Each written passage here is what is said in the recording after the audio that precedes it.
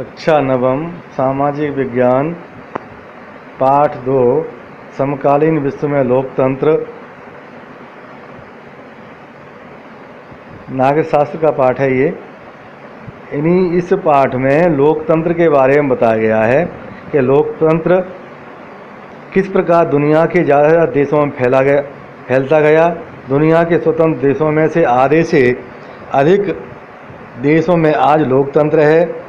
आप देखते हैं कि लोकतंत्र का फैलाव बहुत सरलता से और एक जैसे रूप में नहीं हुआ है। विभिन्न देशों में इसके काफ़ी सारे उतार चढ़ाव देखने को मिले हैं। आज भी लोकतंत्र की स्थिरता, उसके टिकाऊपन को लेकर संदेह बना रहता है। इस अध्याय में दुनिया के विभिन्न हिस्सों में लोकतंत्र व्यवस्था के बनने बिगड़ने के अलग अलग कहानियाँ दी गई हैं। ये उदाहरण आपको ये बताएंगे कि लोकतांत्रिक शासन के होने और न होने का क्या अर्थ है। हम लोकतंत्र के विस्तार की इस प्रवृत्ति को नक्शों के माध्यम से दिखाने के बाद एक संक्षिप्त इतिहास के बारे में अध्ययन करेंगे। इस अध्याय में लोकतंत्र एक ही देश के लोकतंत्र के कामकाज पर ही ध्यान केंद्रित किया गया है और यह देखने का प्रयास किया गया है कि विभिन्न देशों के आपसी संबंध लोकतांत्रिक हैं या नहीं। कुछ अंतर्राष्ट्रीय संस्थाओं के कार्यकलापों का परीक्षण किया गया है। इससे हम यह सवाल पूछ सकते हैं कि क्या हम वैश्विक स्तर पर लोकतंत्र की तरफ बढ़ रहे हैं। लोकतंत्र के दो किस्से यहाँ पर एक कहानी दी हुई है चिले देश के बारे में। तो वहाँ के राष्ट्रपति आइंदे एक उदाहरण दे रहे हैं, मेरे मुल्क के मेहनतकश मजदूरों, चिले और इसका भविष्य बहुत ही अच्छा है। इस बात का मुझे पूरा भरोसा है। जब देशद्रोह करने वाली ताकतें अपनी सत्ता पूरी तरह कायम कर लेंगी तब भी चिले के लोग उस मुश्किल और अंधियारे दौर से पार पा लेंगे। हमें यह कभी नहीं भूलना चाहिए कि देर सवेर वे स्थितियाँ बनेंगी ही जिसमें आज़ाद लोग एक बेहतर समाज की रचना के लिए आगे बढ़ेंगे।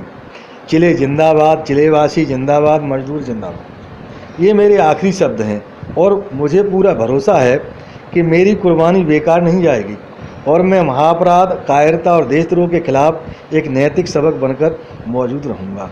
ये सल्वाडोर आइंदे के आखिरी भाषण के कुछ अंश हैं। वे दक्षिण अमेरिकी महाद्वीप के एक प्रमुख देश चिले के राष्ट्रपति थे। यह भाषण उन्होंने 11 सितंबर 1973 की सुबह दिया था और उसी दिन फौज ने उनकी सरकार का तख्ता पलट कर दिया था।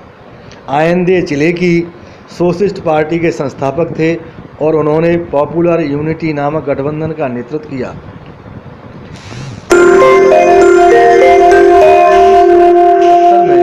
राष्ट्रपति चुने जाने के बाद से आइंदे ने गरीबों और मजदूरों के फायदे वाले अनेक कार्यक्रम शुरू कराए थे। इनमें शिक्षा प्रणाली में सुधार, बच्चों को मुफ्त दूध बांटना, भूमिहीन किसानों को जमीन बांटने के कार्यक्रम शामिल थे। उनका राजनीतिक गठबंधन विदेशी कंपनियों द्वारा देश में से तांबा जैसी प्राकृतिक संपदा को बाहर ले जाने के खिलाफ था। उनकी नीतियों को मुल्क में चर्च, जमींदार वर्ग और अमीर लोग पसंद नहीं करते थे। अन्य राजनीतिक पार्टियां इन नीतियों के खिलाफ थीं। 1973 का सैनिक तख्तापलट 11 सितंबर 1973 को आइंदे को पता चला कि नौसेना के एक समूह ने बंदरगाह पर कब्जा कर लिया है। जब रक्षा मंत्री अपने कार्यालय पहुंचे तो सेना के लोगों ने उन्हें भी गिरफ्तार कर लिया।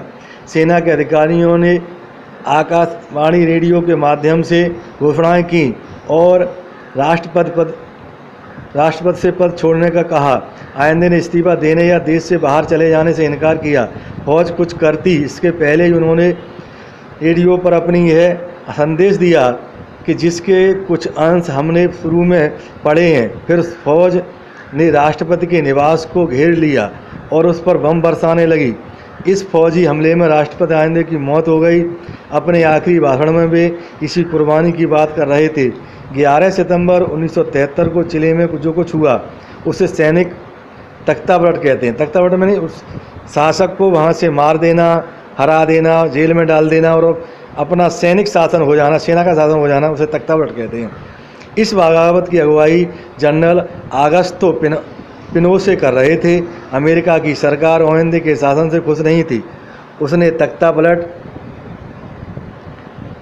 करने वालों की गतिविधियों में मदद की, उनके लिए पैसे उपलब्ध कराए। तख्तापलट के बाद पिनोशे मुल्क के राष्ट्रपति बन बैठे और उन्होंने अगले 17 वर्षों तक राज किया। पिनोशे की सरकार ने ओहिंदे के समर्थकों और लोकतंत्र की मांग करने वालों का दमन किया, उनकी हत्या कराई। इनमें चिले की वायुसेना के प्रमुख जनरल अल्बर्टो बेसेले और अनेक वे फौजी अधिकारी शामिल थे जिन्होंने तख्तापलट में शामिल होने से इनकार किया था। जनरल बेसेले की पत्नी और बेटी को भी जेल में डालकर काफ़ी प्रताड़ित किया गया। सेना ने 3000 से ज़्यादा लोगों को मौत के घाट उतार दिया।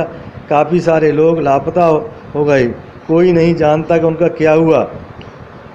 लोकतंत्र की वापसी। नमस्ते।